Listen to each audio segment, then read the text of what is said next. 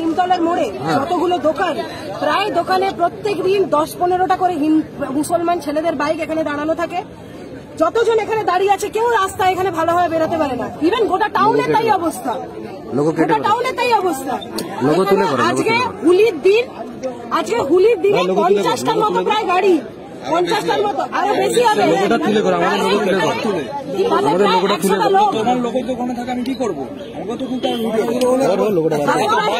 আরে দাদা ইন্টারভিউ তারপরে 100টা প্রায় 100টার মতো লোক মাথায় টুপি পরা ওখানে এসে এখানে দাঁড়িয়েছে। তার আগে তালপুকুরে মারপিট করে এসে ওখানে ছেলেটা দাঁড়িয়েছিল, ছেলেটাকে বলছে তুই কি হিন্দু বলে দেখো ওরকম মেরে তার অবস্থা খারাপ করে দিয়েছে, নার্সিংহোমে ভর্তি করে দিয়েছে।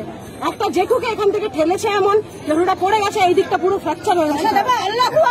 আল্লাহ না না এটা ইউপি নয়, বলছে এটা ইউপি নয়, বলছে এখানে আল্লাহু আকবার জয় বাংলা, মানে জয় বাংলা করে কি যাকে খুশি কেটে দেওয়া যাবে নাকি এখানে?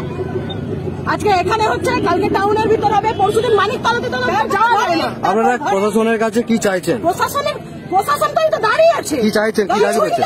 প্রশাসন কোনো কাজের নয় দাদা। এবার যা মনে হচ্ছে দেখে সবাইকে নিজের পরিবারের দায়িত্ব নিজের হাতে নিতে হবে, তাতে যদি জেল হয় হবে।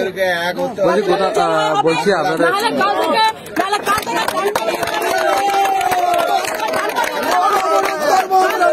কাল থেকে যদি আমি এখানে ডান্ডা নিয়ে মেরে